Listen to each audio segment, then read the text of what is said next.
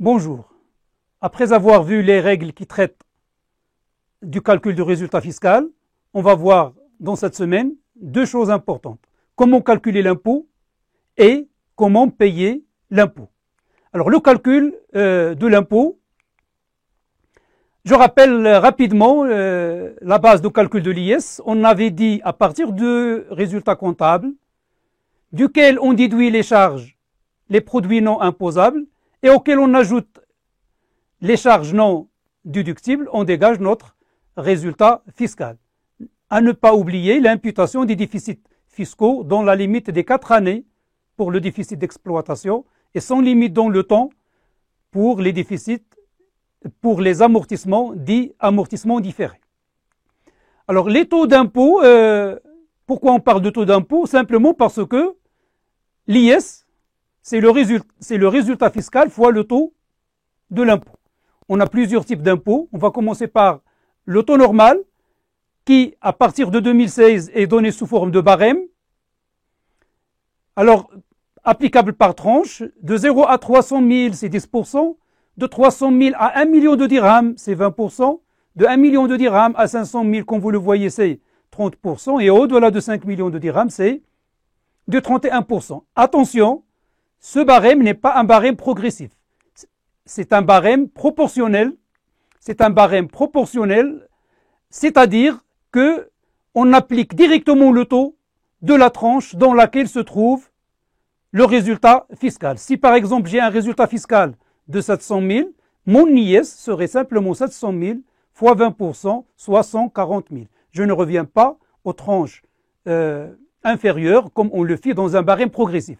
Notre barème de l'IS, je répète, est un barème proportionnel. Il y a aussi des taux spécifiques. Il y a le taux de 37% appliqué à Banque al-Maghrib, aux établissements de crédit, à la CDG et aussi aux sociétés d'assurance et de réassurance. On a aussi le taux de 17,5%.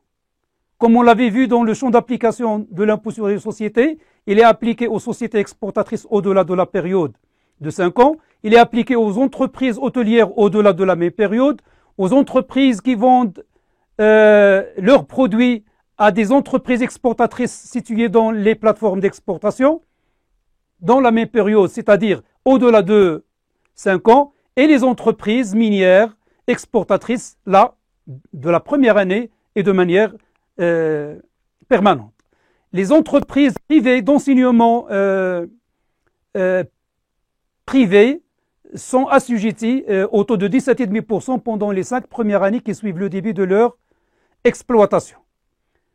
Ajoutez aussi les entreprises artisanales. Alors les taux spécifiques aussi, on a le taux de 20%, on commence par le PPRF, c'est les produits de placement à revenu fixe, et c'est un taux avec droit d'imputation, c'est-à-dire que lorsque je vais calculer mon IS, je vais réduire ce que j'ai payé à la banque.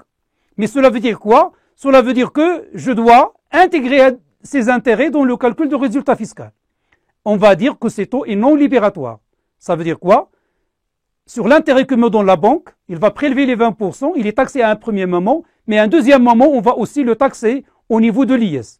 Pour éviter la double imposition, je vais retrancher ce que j'avais payé à la banque. C'est ça ce qu'on appelle le droit d'imputation. On a le taux de 15% prévu aux produits des actions et par assimilé, et par social, pardon, tels que les dividendes et revenus assimilés.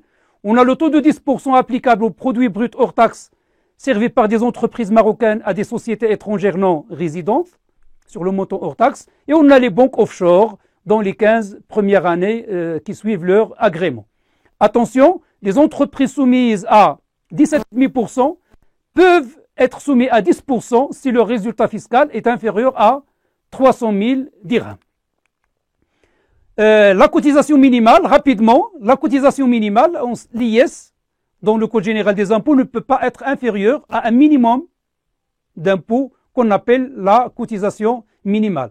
Et cela, quel que soit le résultat fiscal, même si l'entreprise est déficitaire. La cotisation minimale est calculée sur les produits d'exploitation hors taxe. Il s'agira du chiffre d'affaires, des produits accessoires et produits financiers, et aussi des subventions, dons reçus, etc. Le taux de la cotisation minimale, on va retenir deux taux, le taux normal qui est de 0,5% et le taux réduit pour les produits dont les prix sont réglementés, soulignés, produits pétroliers, gaz, beurre, huile, sucre, farine, eau et électricité, si limité par le texte, on n'a pas à ajouter d'autres articles. La cotisation minimale a un minimum aussi, qui ne peut être inférieur à 3 000 dirhams. C'est le minimum de la cotisation minimale. Si la cotisation minimale est supérieure à l'IS, eh bien, l'excédent va être acquis au trésor. On ne peut pas demander au trésor de nous restituer la différence qui dépasse l'IS. Exemple de calcul de la cotisation minimale. Je suppose qu'en 2016, j'ai les produits suivants, un chiffre d'affaires, des produits financiers, des subventions reçues, et j'ai un résultat fiscal de 500 000. Je suppose, dans ce cas, qu'est-ce qu'on a? On a un IS de résultat fiscal fois 20%, puisque ça ne dépasse pas 1 million de dirhams, donc on a un IS de 100 000.